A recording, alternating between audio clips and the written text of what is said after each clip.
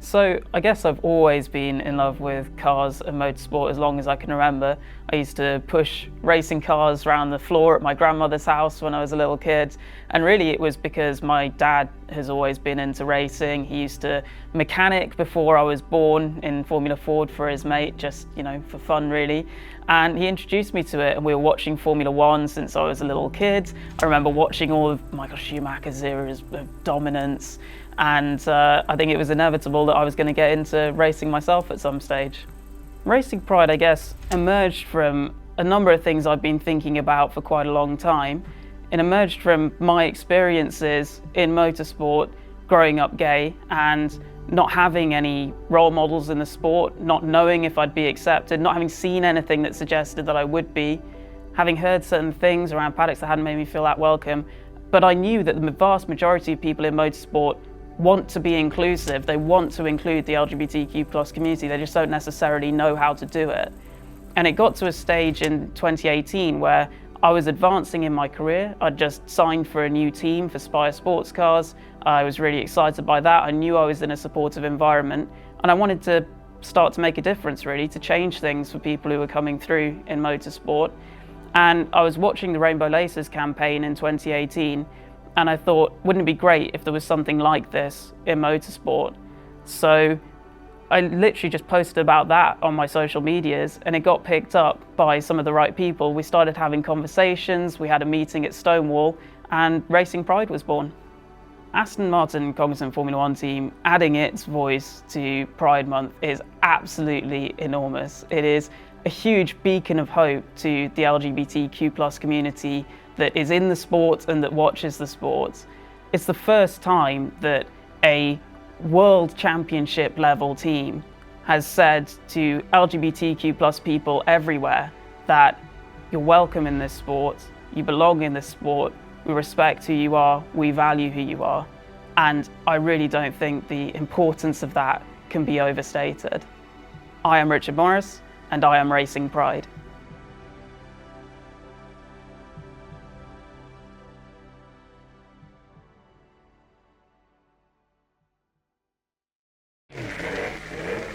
Over 60 entries were recorded for the 34th annual Shelsley-Walsh Hill Climb of the Midland Auto Club. AFP Fane held the record for the 1,000 yards hill at 38.87 seconds. But Raymond Mays, number 30, who previously held it more times than any other, is out to regain his laurels. And here's how he does it.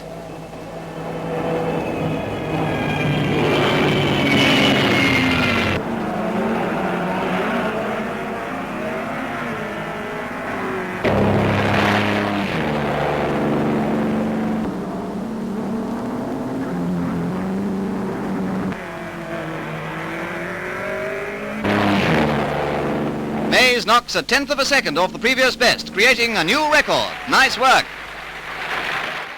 Racing Pride is an organization that strives to promote inclusivity and support for the LGBTQ plus community in motorsports. One of those actively involved in the mission is Travis Shoemake. Travis made history in 2022 when he became the first openly gay driver to compete in a National Hot Rod Association racing event.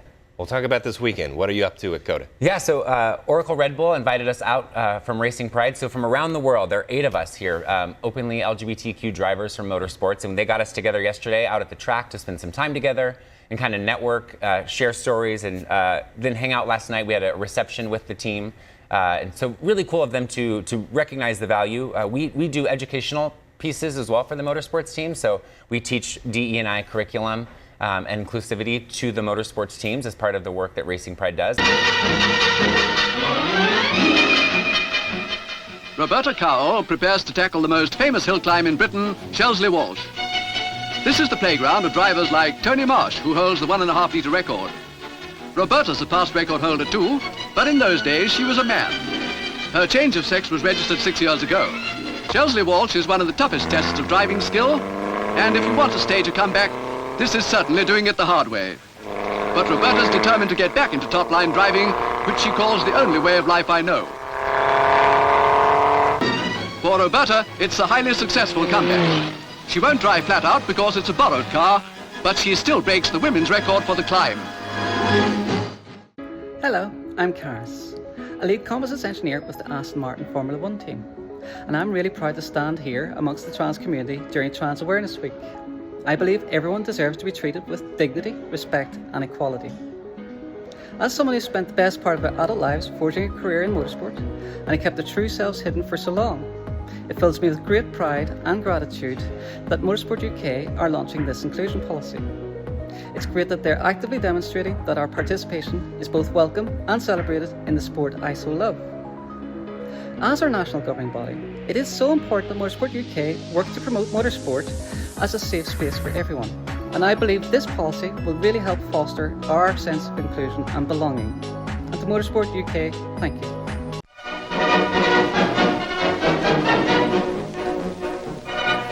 A car to challenge all comers. That's the verdict on Britain's newest racing car, the BRM, given its first public workout at Fokingham Aerodrome. At the wheel is Raymond, 48-year-old crack driver, who first thought of building this national racing car. Mays persuaded 160 manufacturers in all parts of the country to come in on the venture. In just over 2 years, they have spent more than £150,000. This is the result. And seldom has so much money been better spent. For Mays, like the rest of us, is tired of Britain being the world's best losers.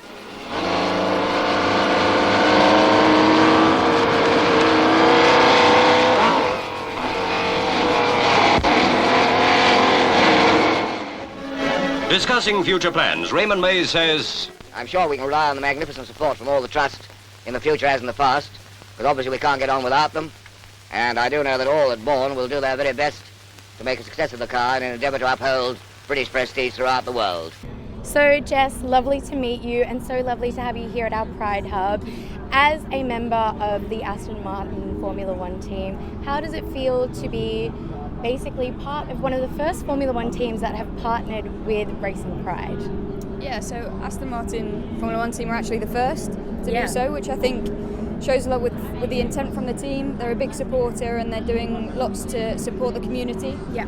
Always finding ways to be more inclusive and everything like that. So no, it's great to be part of. I'm very, very proud to be a part of it too. So Jess, as a racing driver, how does it feel to be a part of so many diversity initiatives? Because you're constantly breaking down these barriers, and how do you think motorsport is contributing towards these things? Yeah, I think it's important that we continue to do things like this. So the barriers are broken down slightly. I mean, I feel like we've come such a long way. Yeah.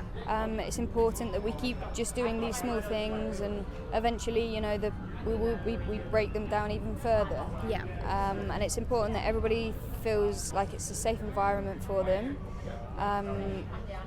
And I enjoy being a part of it as well. It's a great thing to be doing. Yeah, and we love that. So we're happy to have you here. And it leads me to my next question, which is, how important do you feel it is for us to have safe spaces like this at races? Because obviously Pride Hub is first of its kind globally, and we're so lucky to have it here at the Australian Grand Prix. Do you think that something like this is extremely important for fans to be engaging with and having a sense of? As a driver as well, like, do you think that maybe we should be in other aspects of the sport as well?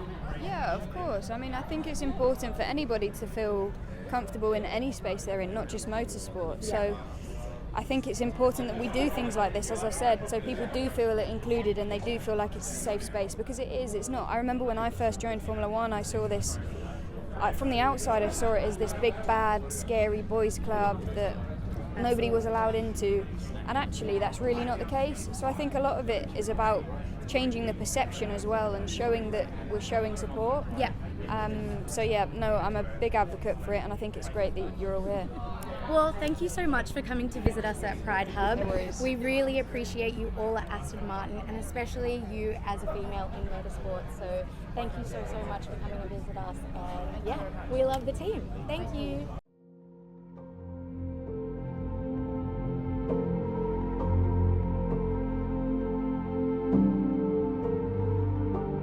Hi, I'm Richard Morris. I'm one of the founders of Racing Pride, which is a movement to promote LGBTQ+ inclusion through motorsport, and I'm chair of the Motorsport UK LGBTQ+ Expert Committee. I'm a driver myself, and I race for Revolution race cars in the European Sports Prototype Cup. Racing Pride is a movement which I started to work on in late 2018 and launched in 2019. It's an international movement to promote LGBTQ+ inclusion through motorsport, which is now officially partnered with 3 of the Formula One teams and which has a wide community of ambassadors, champions and members across countries and across roles in motorsport. It's something that came to me as an idea increasingly as I went through my career, because I felt that motorsport hadn't always been great at having conversations around inclusion, particularly around LGBTQ+ inclusion. I remember when I was on British Championship karting grids as a kid, there would be maybe one girl racing, and I would never see anyone from ethnic minorities. Disabled people didn't have opportunities to try the sport. As far as I was aware, I was the only LGBTQ+ person. I didn't know anyone else. And I thought that there must be lots of great people, lots of allies around me in the sport. It's just that we don't have those conversations. So that really was what Racing Pride was created to solve, was to start those conversations, to bring people together and to make it so that LGBTQ+ people don't feel isolated in the sports. They can see there are other successful LGBTQ+ people and a community of people around them within this sport. In the last few years, to see Formula One teams going on board with Racing Pride, but also drivers and people like Lewis Hamilton talking about their support for the LGBTQ+ community, their allyship, it really is quite emotional to see, and I'm certain that it's making an enormous difference to people around the world. As well as being one of the founders of Racing Pride, I'm also chair of Motorsport UK's LGBTQ+ expert committee, which is part of the broader EDI committee here at Motorsport UK.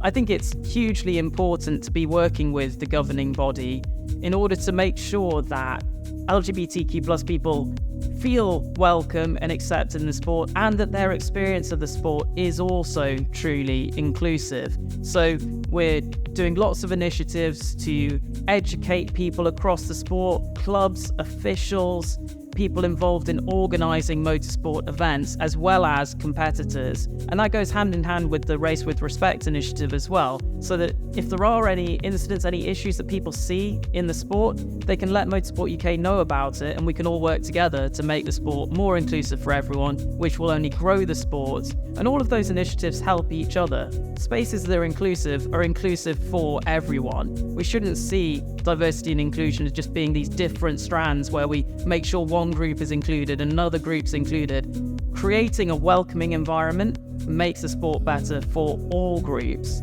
And there is still more to be done, and unfortunately people do still face discrimination or feel unwelcome at times. That is why we are doing so much work behind the scenes at Motorsport UK on the educational front, on Race with Respect, in order to keep moving things forward. What we really need to do as a sport is to say that you can belong here, you're welcome here, you're going to be safe here, and we will support you. And that message makes such a massive difference to LGBTQ+ people.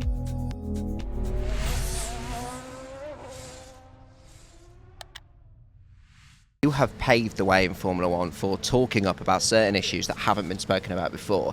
A little example, I'm a fanatic F1 fan, I'm a sports broadcaster, I'm also gay. It was something I struggled with when I was a kid about coming out in the world of sport. Sure, yeah. You went to Hungary in 2021 when that was going through some tricky stuff with LGBT stuff, Yep. and spoke up for LGBT rights.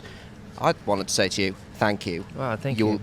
It means the world. It makes appreciate that. such a difference. What inspired you to want to do that? Because certainly not all elite level sportsmen like yourself do that. Well, thank you, and firstly I commend you also, just because it's a challenging journey, right? Yeah.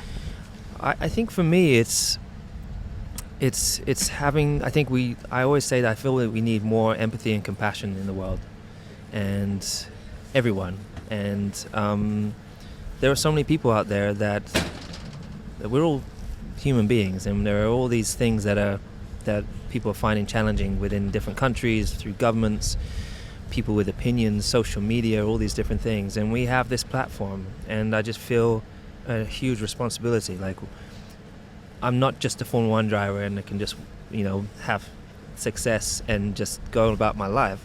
This is a platform to really spark change, spark conversation, which is, I think, the beginning of those things, right? Sparking those uncomfortable conversations, and then holding people accountable who have been happy with status quo in the past, which has held people down, which has made people not included, and that frustrates me, and it goes into that kind of fear thing. We can make change, and I want to be a part of helping that and making people feel more included.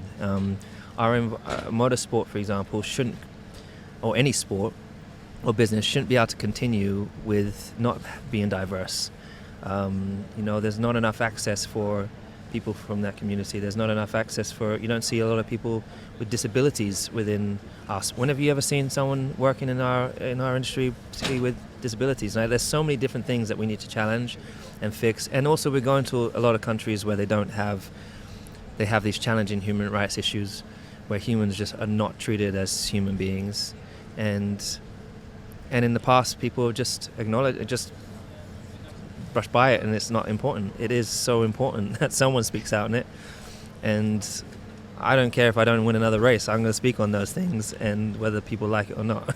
On behalf of an awful lot of people, it makes an awful lot of difference. Thank you. You are an inspiration on and off track. You really are. I appreciate that.